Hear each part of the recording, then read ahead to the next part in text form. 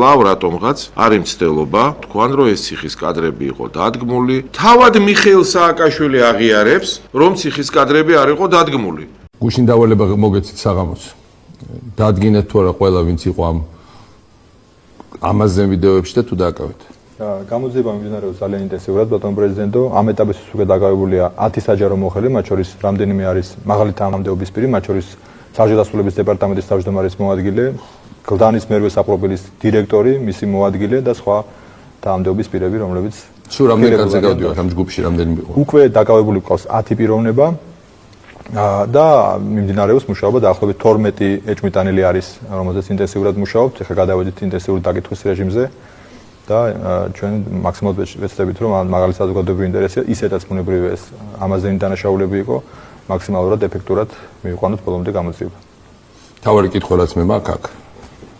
აქამდე სად იყო პროკურატურა, იმიტომ რომ ის რომ ამხელა ჯგუფი. ამდენი დღე, ამდენი თვე ალბათ. არ ვიცი რა მოტივებით, ანუ მოტივოთ მათ შორის სრული მანიაკები უბრალოდ.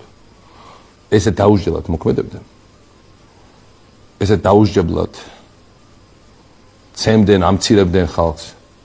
და მართლა მანიაკალური იმის გარდა მე არ მესმის რა мотивация შეიძლება იყოს საერთოდ აი იმ ქმედებებში რაც არის და ის რომ ჩვენ ამაზე გამოძიება მხოლოდ რამდენიმე კვირის წინ დავიწყეთ ეს არის ნიშნავს რომ ბევრი რგოლი ჩავარდა უბრალოდ რა კომენტარი უნდა გავაკეთოთ ახლა 10 კაცი დავიჭირეთო კიდე 12 ეჭვმიტანილიაო თავად სააკაშვილი ამბობს ამხელა ჯგუფიო ამდენი ხანიო აღიარებულია ყველაფერი აი ბატონი ადეიშვილი ერთ-ერთი შემოქმედი სააკაშვილის რეჟიმისა იძლევა ძალიან წუწკურ პასუხს. ის თან ორჯერ ამბობს, რომ სისტემურ დანაშაულს ჰქონდა. მე ამბობს, ნუ შეიძლება ნაწილი კადრები დადგმული იყო, მაგრამ ესეც დანაშაულიაო და მე მინდა რომ ჩვენ ვნახოთ თავად ადეიშვილის კომენტარი. ძალიან საინტერესოა რა რეაქცია ჰქონდა თქვენ იმ კადრებზე, რომელიც ჩვენ ვნახეთ ყველამ 2012 წლის სექტემბერში. კადრები იყო ძალიან მძიმე, მათ შორის ჩვენთვისაც ამ კადრებმა დაადასტურა ის, რომ ციხეში იყო სერიოზული პრობლემები, ეს სერიოზული პრობლემები იყო სისტემური და ამ სისტემურ პრობლემებთან დაკავშირებით მე არ გავაკეთებ კომენტარს, რომ შეიძლება ნაწილი ამ კადრების ყოფილიყო დადგმული. მიუხედავად იმისა, რომ თავისთავად ის ფაქტი, რომ ამ კადრების დადგმა შესაძლებელი იყო, ეს ადასტურებს იმას, რომ იყო სერიოზული პრობლემა და ასეთი რამის გაკეთება დაუსჯელად, მით უმეტეს ამ მასშტაბებით იყო ძალიან ცუდი. აქედან გამომდინარე, უნდა აღვნიშნო, რომ ასეთი ფაქტები ყველა დახურულ სისტემას ახასიათებს.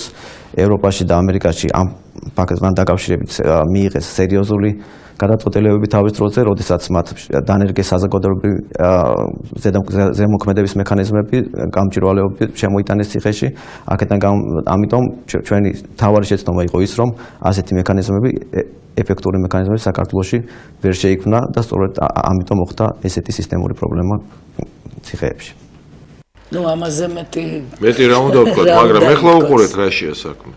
კვლავ ამბობ, ერთი ფრაგმენტი აქვს გამოყოფილი და დაობენ რომ ადამიანს ცოცხი უკანალში კი არა ფეხებს შორის ააქო. ჩვენ ვამბობთ რომ არ არის არც ეს დადგმული და იქ თქვენ არ ყოფილხართ, არ ჩვენ ყოფილვართ. ამიტომ რაზე ვდავობთ? რა არის ციხე? ციხე არის ყველაზე იზოლირებული და ყველაზე დაცული სისტემა პლანეტაზე, ყველა ქვეყანაში, რომ იქიდან არ გაიქცეს პატიმარი, ხო? როგორ ხდება ეს, როგორ ფუნქციონირებს? ციხის უფროსი აკონტროლებს არა მარტო თავის მოადგილეებს, არამედ მოადგილეების დაქვემდებარებაში მყოფ სამმართველოებს, სამმართველოების დაქვემდებარებაში მყოფ განყოფილებებს, განყოფილების დაქვემდებარებაში მყოფ ბადრაკს თუ თანამშრომლებს, ყველას აკონტროლებს ციხის უფროსი, მაგრამ პარალელურად ყველა მოადგილე არა მარტო თავის დაქვემდებარებაში მყოფ სამმართველოს, განყოფილებას, თანამშრომლოს თუ ბადრაკს, არამედ მის კოლეგა მოადგილესაც აკონტროლებს. ეს სისტემა ესეა მოწყობილი, ყოველი ბადრაგი ორი კაცი ერთმანეთსაც აკონტროლებს პატიმრების გარდა. ყოველი თანამშრომელი ერთმანეთსაც აკონტროლებს გარდა მის დაქვემდებარებაში მყოფი თანამშრომლისა. და პატაკებსაც წერენ. რა თქმა უნდა, წერენ პატაკებს. მხოლოდ ასე ხდება ამ სისტემის იზოლირებაში შენარჩუნება და დაცულობა. ყოველ 3 მეტრში თუ 4 მეტრში კარები არ კინის და ასევე 15 და 20 კამერა აყენია ყოველ 3-4 მეტრში.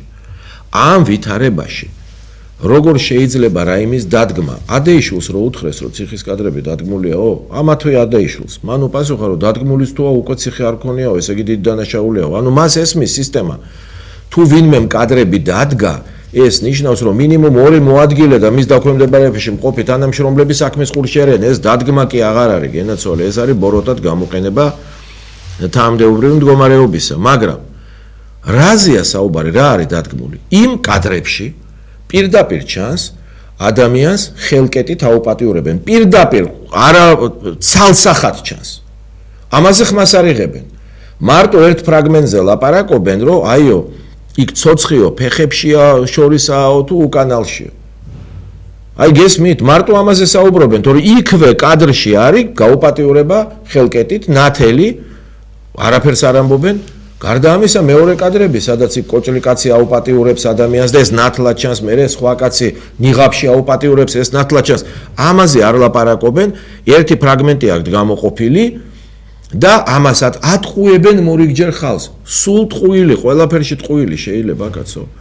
არაფერი არ არის დადგმული, ხალხს აწამებდნენ, აუპატიურებდნენ და დახურულ სასამართლოს სტომაზე, კატასტროფა მოხდა, 1061-მა კაცმა აღიარა, რომ გააუპატიურეს. განაჩენებია გამოტანილი. ექსპერტიზა გაიარა ევროკავშირის წამების, ევროპარლამენტის წამების კომიტეტში ჰეიდი ხაუტალასთან. ამერიკამ აღიარა ეს კადრები. ევროპამ აღიარა, მთელმა მსოფლიომ აღიარა ეს კადრები და სწორედ ამიტომ გადადგა ბატონი დატოვა ხელისუფლება ნაციონალურმა მოძრაობამ, თორე არაფრით არ დატოვებდა. ამერიკელებმა უთხრეს, რომ დატოვეთო, ამიტომ დატოვეს და ახლა ხალხის მოტყუება და ახალგაზრდა თაობის მოტყუება, რომ ეს დადგმულია, არ არის საჭირო. არ არის დადგმული ციხის კადრები და დავასრულოთ ამაზე საუბარი.